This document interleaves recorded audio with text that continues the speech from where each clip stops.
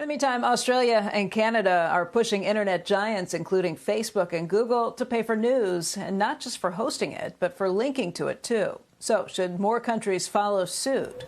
John Ford is here to weigh in with On the Other Hand. John, what do you think? Hey, Becky. Well, this is a fantastic idea, and I'm not just saying that as someone who works for an organization that could get paid under this kind of scenario. Let's start with the baseline truth that accurate information has value. Facts have value, and not just when you click on them. For Facebook and Google, there's significant value in being able to display the link and photo to a news story, even if people never click.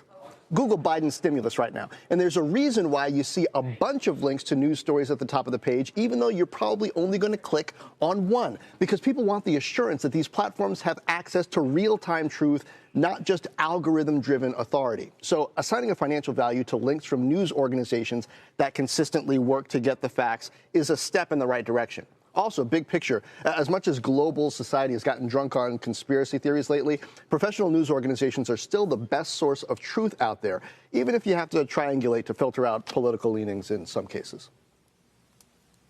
So, John, you think these forced payments from internet giants could save the parts of journalism, or at least parts of the journalism business? Well, on the other hand, the incentives are completely screwed up here. Facts have value, yes, but so does distribution. Let's get this part clear. The problem with the news business model isn't that distributors aren't paying for news anymore. Distributors never did pay for news. My friend Amanda Lotz, a professor of media studies in Australia, lays this out well. In newspapers' heyday, paper boys and corner stores weren't footing the bill. Advertisers were. And advertisers weren't paying for news content. They were paying for attention, the attention of a targeted, usually local audience. News was just one type of bait for attention, along with comics, crosswords, TV listings, all kinds of stuff. So here's my bet.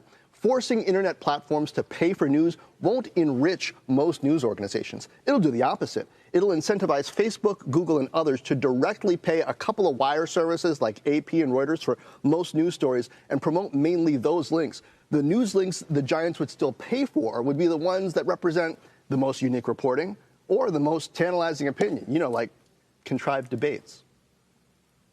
Exactly. I saw a really good thought the other day that somebody put out on Twitter just about the idea that, wait a second, what's wrong with Facebook saying we're not going to link to any local news anymore because you're going to make us pay for it? If we have to pay for it, we don't want the service. Yeah, you can't force a free market. It's either forced or it's a free market. And it's this weird situation where in a lot of cases, news organizations would pay for featured placement on these social networks more than the other way around. It's kind of like that halftime Super Bowl halftime show issue where now they're not paying the performer off and the performer is paying. This could swing around and bite people in a really unexpected way.